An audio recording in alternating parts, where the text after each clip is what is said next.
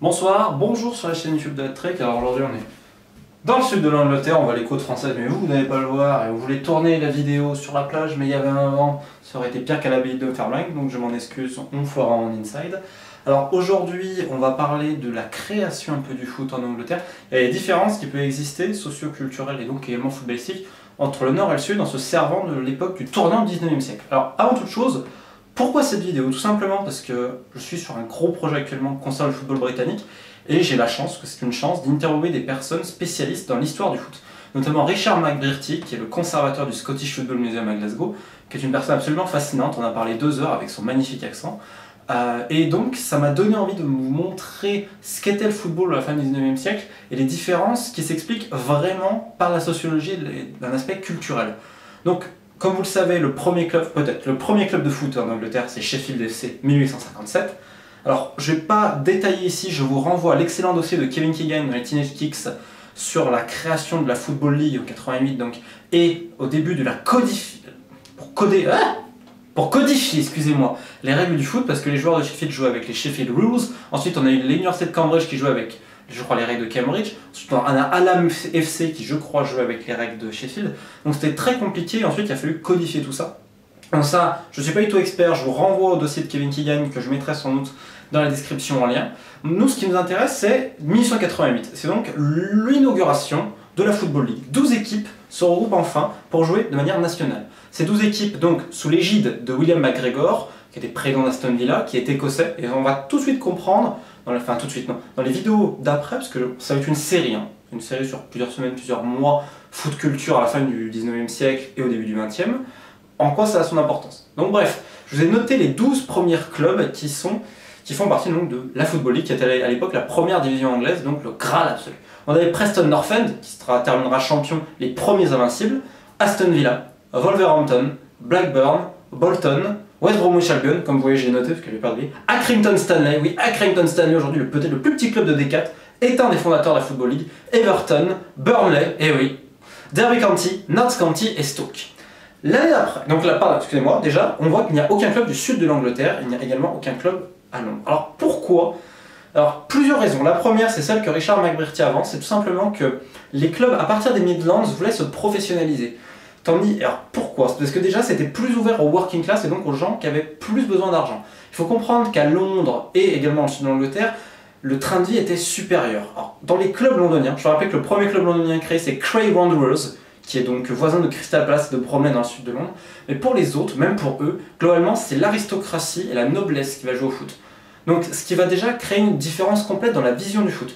C'est une vision élitiste, mais surtout individualiste. Parce que ce sont des gens qui ont été programmés depuis jeunes pour avoir des postes à haute responsabilité. Général d'infanterie, et vraiment être dans le domaine du commandement. Donc en fait, ils ne peuvent pas fuir leurs responsabilités. C'est pour ça que pendant 20 ans, je pense à peu près, l'Angleterre était inférieure à l'Écosse pour une raison très simple, c'est que les Anglais jouaient sur le kick and run, c'est-à-dire un jeu de dribble et pas un jeu de passe. Parce que si vous faisiez une passe, vous étiez un lâche, au coward, comme me disait Richard McBrearty.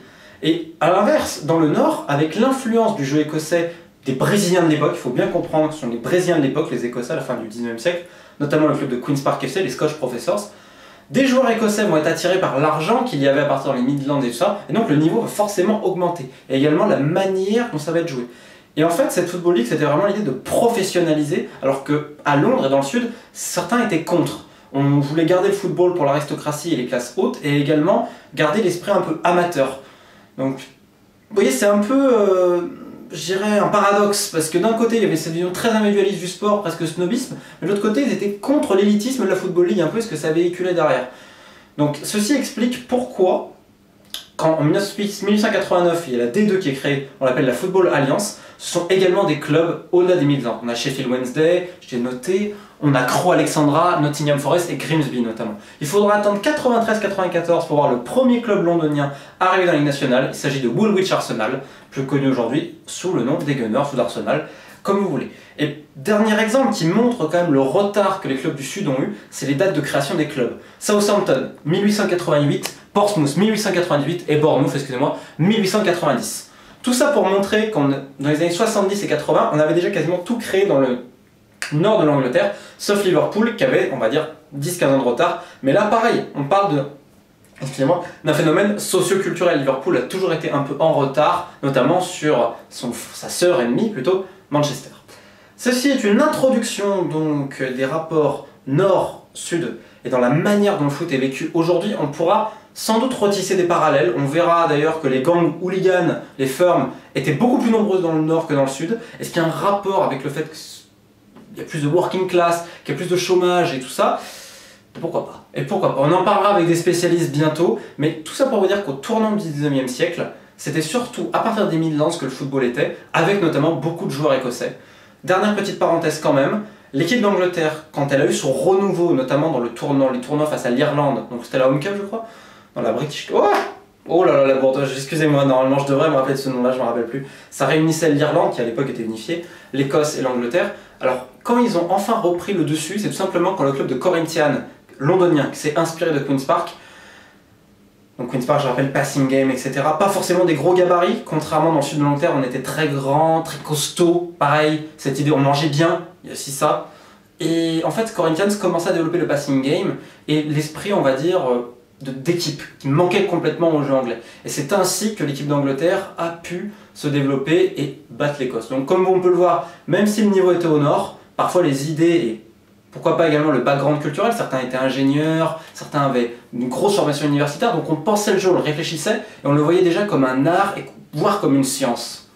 Ce qui différencie énormément après des années 20, des années 30, où il y a eu toute la période du kick and rush. À la base, le football en Angleterre, et surtout en Écosse, c'était un sport individuel pour certains, d'équipe pour d'autres, mais également un art, et comment on le faisait.